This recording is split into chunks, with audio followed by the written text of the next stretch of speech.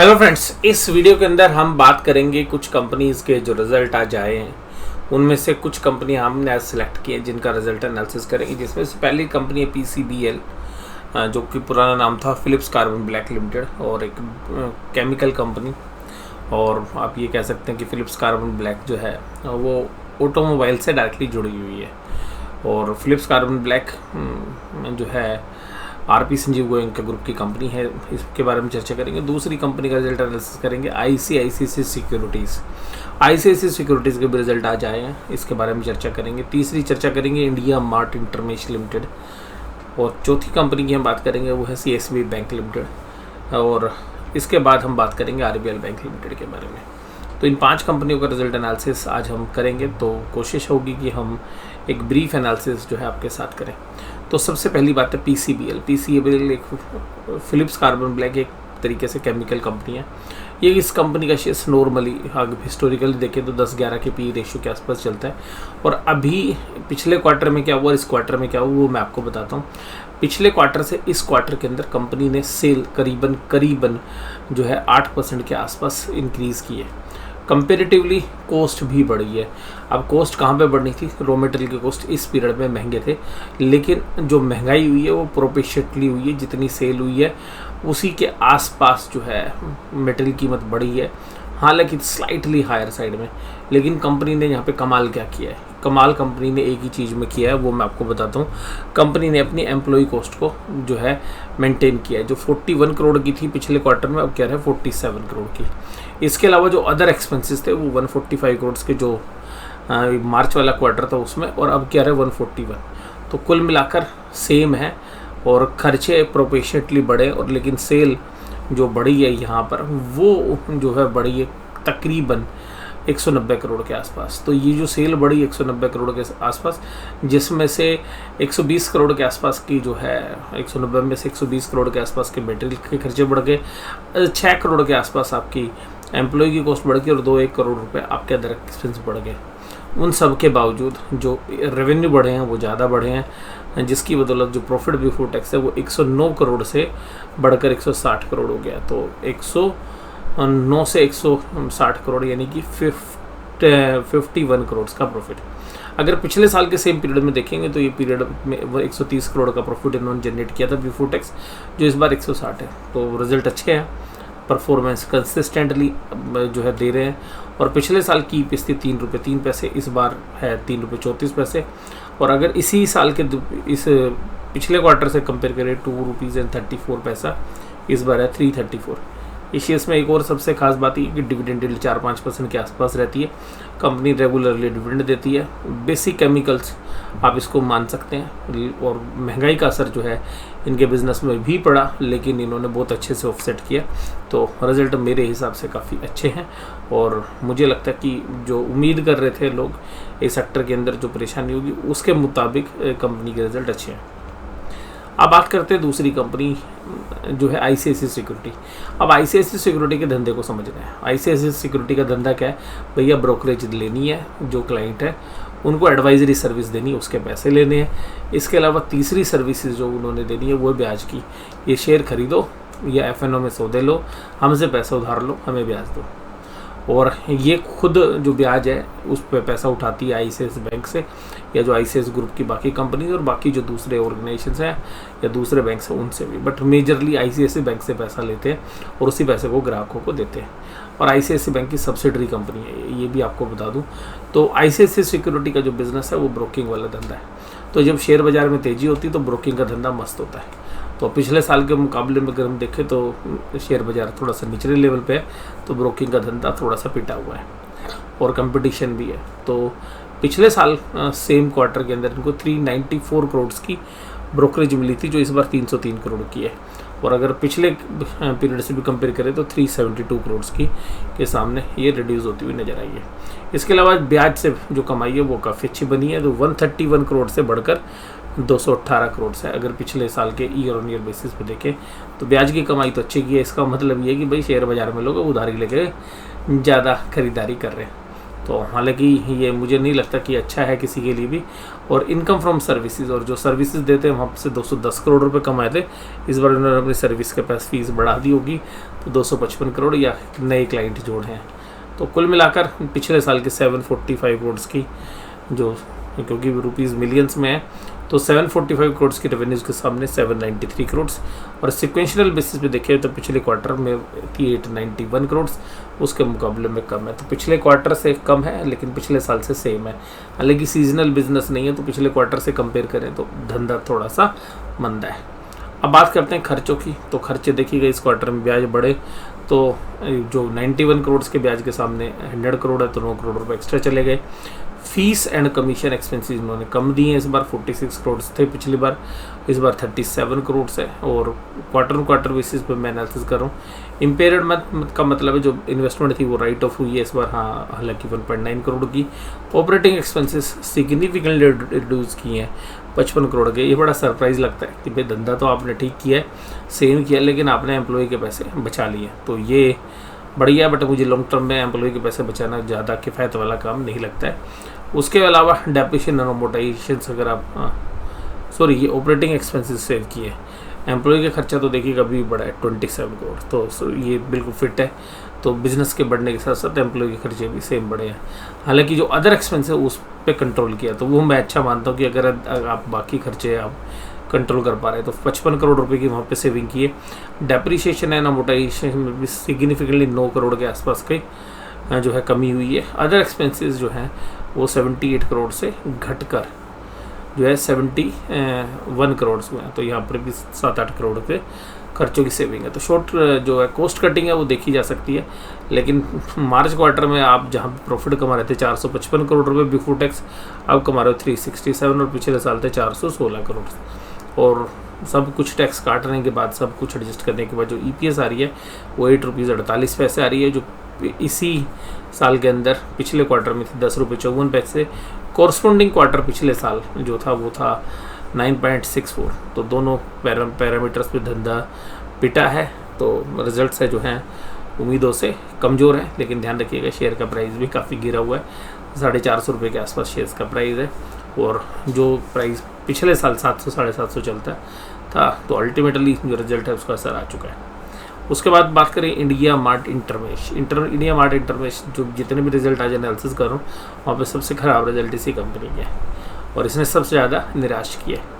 और निराश कैसे किया है? सबसे पहले रेवेन्यू फ्रंट पे रुपीज़ जो है वो आपको मिलियंस में, तो 181 करोड़ के जो रेवेन्यूज़ थे वो बढ़कर हो गए 224।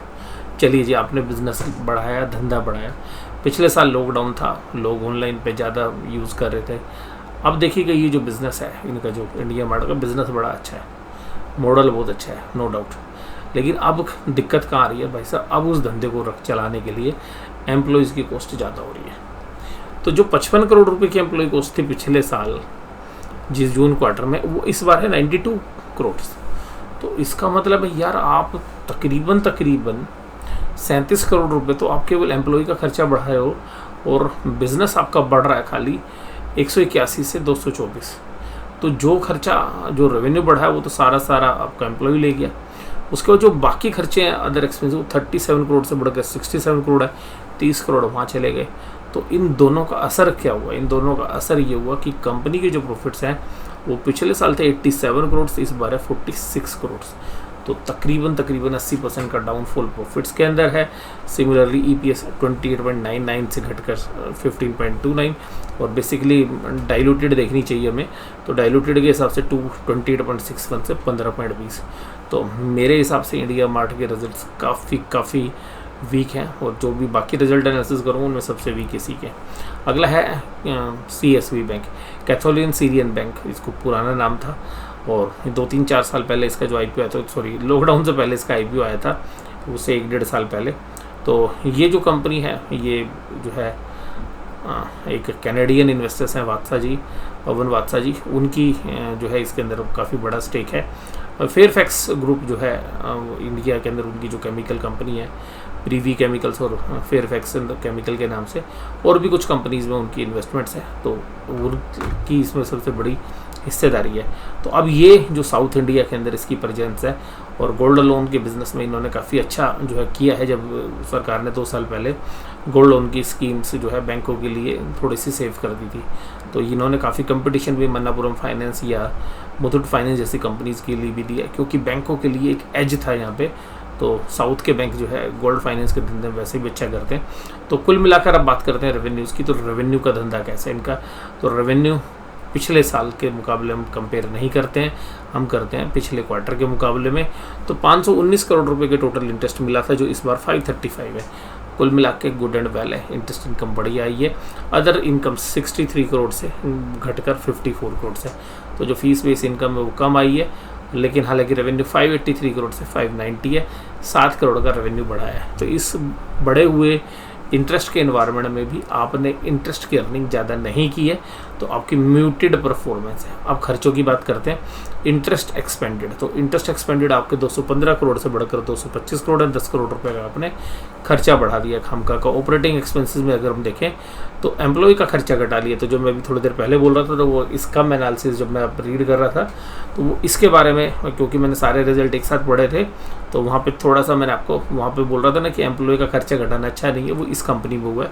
तो एम्प्लॉय का खर्चा जो है इन्होंने 143 से 122 करोड़ जो है कि ये कभी कभी हमें मैनिपुलेटेड भी लगता है, कभी कभी हमें ये लगता है कि ये ठीक है, लेकिन अगर हम इसको घटता हुआ देखें तो धंधा कहाँ से बढ़ेगा अगर एम्प्लॉय का खर्चे घटा रहे हैं। तो या तो आपने एम्प्लॉय की एफिशिएंसी बढ़ा दी है या एम्प्लॉय की सैलरी घटा दी है, ये तो हो सकता है, बट मुझे उसके चांसेस कम लग रहे हैं। अब यहाँ पर अगर बात करें रेंट एंड टैक्सेस जो है 23 करोड़ थे, वो भी इस बार 22 करोड़ है, तो 1 करोड़ का फ़ायदा आपको यहाँ पे होता हुआ नजर आएगा। उसके बाद अगर अदर ऑपरेटिंग एक्सपेंस देखें तो 58 करोड़ से बढ़कर 66 है, तो यहाँ 8 करोड़ का खर्चा है। तो कुल मिलाकर 441 करोड़ के खर्चे के सामने 436 करोड़ का खर्चा है, तो खर्चे आपने रिड्यूस किए। अब प्रॉफिट पे क्या आ रहा है, तो ऑपरेटिंग प्रॉफिट 142 करोड़ के, तो जो इस बार 154 करोड़ के। पिछले बार क्या था, पिछले बार इनका एक राइट बैक था, यानी कि प्रोविजन से ज़्यादा जो पुराना बैड लोन्स इन्होंने किया हुआ था उसका राइट बैक मिला था, तो जिसकी वजह से इनका प्रॉफिट पिछले क्वार्टर में बहुत बढ़ गया था, तकरीबन 34 करोड़ के आसपास बढ़ गया था। जबकि इस बार 34 करोड़ के सामने 16 करोड़ के खर्चे हैं, तो 16 करोड़ के खर्चे जहाँ 34 करोड़ का बेनिफिट था, तो अल्टीमेटली इस क्वार्टर में म्यूटेड परफॉर्मेंस के बाद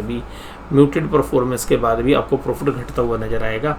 और प्रॉफिट घट कितना रहा है, 130 करोड़ से घटकर 114 करोड़ है, लेकिन ये सब कुछ जो है प्रोविजंस के राइट बैक की वजह से है।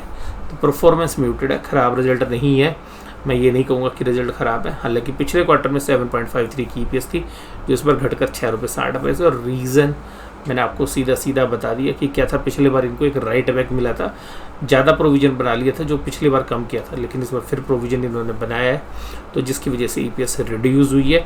ग्रोस NPA 1.79% पे, और नेट NPA अगर हम बात करें तो जो 0.6 है, तो कुल मिला के गुड एंड वेल है। और रिटर्न ऑन असेट्स जो है 1.75 है एनुअलाइज बेसिस पे, जबकि पिछले क्वार्टर में 2.13 थी। तो परफॉर्मेंस थोड़ी सी डिटोरिएट हुई है, लेकिन इसमें मेन रीज़न जो है पिछले क्वार्टर में प्रोविजंस का राइट बैक था, इस बार नहीं है, तो परफॉर्मेंस स्लाइटली इम्प्रूव ही हुई है। तो बैंक के एंगल से म्यूटेड है, कुछ मैं इसको विशेष नहीं मानता हूँ, लेकिन प्रोविजंस घटे। अब बात करते हैं RBL बैंक की। RBL बैंक देखिएगा शेयर सबसे ज़्यादा टूटा है। अगर बैंक निफ्टी स्टॉक्स में देखें तो पिछले 3-4-5 महीने में इस शेयर की सबसे ज़्यादा पिटाई हुई है। अब पिटाई होने के बाद अब ये शेयर है कहाँ पे, अब ये शेयर जहाँ पर भी है वो 100 रुपये के नीचे है। तो कुल मिलाकर इस शेयर्स की प्राइस के हिसाब से अगर हम कंपेयर करें तो रिजल्ट आपको अच्छे लगेंगे। अगर शेयर्स का भाव यहाँ से टूटा नहीं होता तो मैं कहता भाई रिजल्ट ठीक है। अब यहाँ पर हम देखें इंटरेस्ट की जो कमाई करते हैं, ये पिछले बार इन्होंने की थी, पिछले क्वार्टर में की थी 2130 करोड़, इस बार हो गए 2089 करोड़, तो टोटलिटी में कम हो गई है, तो धंधा घट गया है। और जबकि रेट ऑफ इंटरेस्ट बढ़े हैं तब भी। टोटल इनकम की बात करें तो 2642 करोड़ थी, जो इस बार 2729 करोड़ है।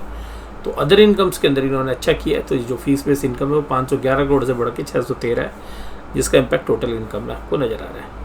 इंटरेस्ट के खर्चे 999 करोड़ से बढ़कर 1061 है, तो 99999 करोड़ से बढ़कर 1061 है। तो महंगाई बढ़ी है, रेट ऑफ इंटरेस्ट बढ़े भी हैं, RBI ने भी चेंज किए, तो उसका खामियाजा देखिएगा उनको भुगतना पड़ा है। इसके बाद अगर आप एम्प्लॉय कॉस्ट को देखेंगे तो 278 करोड़ से बढ़कर 309 करोड़ हैं, जबकि मैं यही कह रहा था कि CSB बैंक में घट कैसे सकती है, तो कोई ना कोई रीजंस रहे होंगे, यानी कि उन्होंने छटनी की होगी या कुछ जो कैजुअल वर्कर्स उनको हटाया होगा। अब यहाँ पर अगर ऑपरेटिंग एक्सपेंस की बात करें तो 706,803 करोड़, तो कुल मिला के खर्चे आपके बढ़े हैं 1984 करोड़ से बढ़कर 2173, और कंपेरेटिवली आपके प्रॉफिट्स भी नीचे की तरफ आ गए। तो 657 करोड़ के प्रॉफिट थे पिछली बार, तो 529।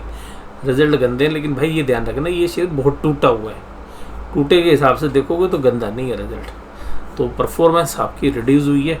नेट प्रॉफिट 197 करोड़ से बढ़कर 201 करोड़ रुपए हुए हैं, और इसका श्रेय जाता है कि पिछले क्वार्टर में 400 करोड़ के प्रोविजन थे, जो इस बार 253 करोड़ के प्रोविजन है। तो जो 147 करोड़ का प्रोविजन घटा है उसकी वजह से प्रॉफिट बढ़े हैं, और यही सेम चीज़ कल इंडस्ट्रियल बैंक में भी थी।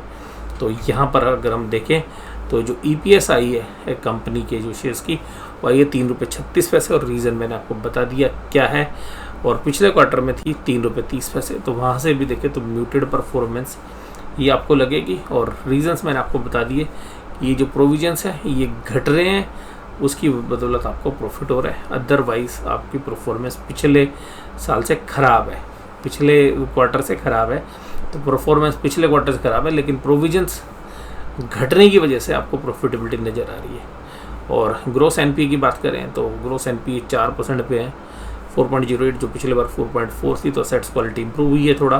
नेट NPA 1.16 है जो पिछली बार 1.34 है। तो इस एंगल से देखें तो रिजल्ट आपको अच्छे लगेंगे।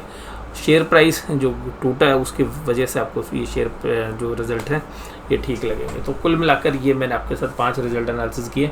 आप में से बहुत सारे व्यूअर्स जो है ग्लैंड फार्मा के ऊपर भी हमसे जो है राय मांग रहे थे कि सर ये शेयर गिरा है तो क्या करें। देखिएगा, आप लोग जानते हैं कि 2020-21 के अंदर ग्लैंड फार्मा के IPO के बाद हमने उसकी कवरेज की थी, हमारे टारगेट अचीव हो गए थे। उसके बाद हमने यही कहा था आप लोगों को से कि भाई वो प्रॉफिट बुक कर लीजिएगा। हालांकि हमारे प्रॉफिट बुक करने के बाद भी 300-400 रुपये की और रैली की थी उस शेयर ने। तो उसके बाद देखिएगा मैं इसको ट्रैक नहीं कर रहा था। अभी बहुत सारे व्यूअर्स हमें सवाल कर रहे हैं कि सर आज ग्लैंड फार्मा के अंदर बहुत अच्छी कमजोरी देखने के लिए मिली सुबह के सेशन में, तो क्या ख़रीदना चाहिए था या अभी भी ख़रीदने के लेवल्स हैं, क्योंकि अभी 5% की क्लोजिंग के साथ, नेगेटिव क्लोजिंग के साथ बंद हुआ है। मुझे कंफर्टेबल नहीं है अभी, और रीज़न ये है कि ऊपर से टॉप लाइन 20% गिर गई उस शेयर्स की, जो यानी कि जो सेल्स है, और मार्जिन्स के प्रेशर्स भी हैं। तो मुझे लगता है कि ऐसी कंपनी में अगर हम निवेश करेंगे जो अच्छी है, साउंड है, तो अब ख़राब को रिजल्ट के बाद अगर वो 1800 रुपये के आसपास अगर हमें मिलता है तो आप जो है वहाँ पर एक वैल्यू बाय जो है आपको नज़र आएगी। अभी मुझे नहीं लगता कि 2000 के ऊपर तो अभी हाल फिलहाल में वर्थ नहीं है, क्योंकि जो क्वार्टर है, जो पिछला क्वार्टर है, उसमें ऑपरेशनली परफॉर्मेंस जो काफ़ी डिटोरिएट हुई है, वीक हुई है। तो उसके वजह से जो है आप में से जो ग्लैंड फार्मा के बारे में मेरे से पूछ रहे थे, मैं 1 बाय 1 रिजल्ट नहीं आपके साथ एनालिसिस कर, हालांकि रिजल्ट मैंने देख ली है, तो वो क्योंकि कल आए थे तो आज मैंने शामिल नहीं किए। तो कुल मिला के जो ग्लैंड फार्मा पे जो आप मेरा व्यू लेना चाह रहे थे वो भी मैंने आपके साथ शेयर कर रही है। तो आपको ये पूरा एनालिसिस कैसा लगा जरूर से जरूर मुझे बताइए। वीडियो देखने के लिए धन्यवाद। Thank you very much.